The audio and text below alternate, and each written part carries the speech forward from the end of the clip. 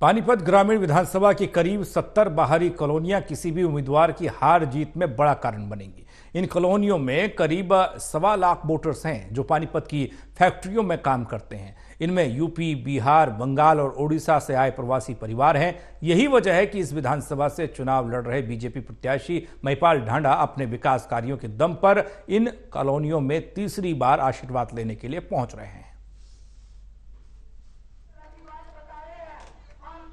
पानीपत ग्रामीण विधानसभा में बाहरी कॉलोनियां और उनमें रहने वाले करीब 1.25 वोटर्स इस सीट की हार जीत का सबसे बड़ा कारण बनते हैं।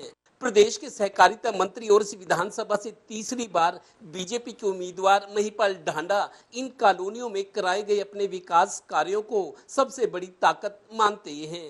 यही वजह है कि मंत्री इन कॉलोनियों का दौरा कर अपनी डिलीवरी का सबूत देने और एक बार फिर आशीर्वाद लेने निकल पड़े हैं। आप पानी नहीं पी सकते थे यहाँ खड़े होकर। सही मायने में अगर किसी ने नरक देखना था ना तो यहाँ आ जाता। यहाँ नरक था ओरिजिनल, और उस नरक से ये लोग बाहर निकले हैं। और निकले भी कोई मेरे कारण नहीं, ये निकले अपने आशीर्वाद के कारण। गौरतलब है कि मंत्री महिपाल ढांडा सरकार के विकास कार्यों और गरीब वर्गों के लिए बनाई गई कल्याण योजनाओं के बूते तीसरी बार प्रदेश में सरकार बनने का दावा कर रहे हैं। अपने नामांकन में जुटी भीड़ और इससे पहले सेक्टर 13-17 एरिया में प्रदेश चुनाव प्रभारी धर्मेंद्र प्रधान की एक बड़ी जनसभा से वोटर्स का मन बीजेपी के पक्ष में बनने का दावा कर रहे हैं।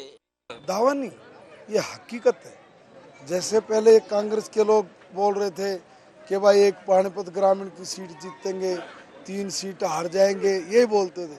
मैं जब भी ये बोलता था, मैं आज भी कह रहा हूँ, चारों की चारों सीट भारतीय जनता पार्टी बड़े मार्जिन के साथ जीत रही है, बड़े मार्जिन के साथ जीत रही है। अब हर रोज माहौल बदलता जा रहा है।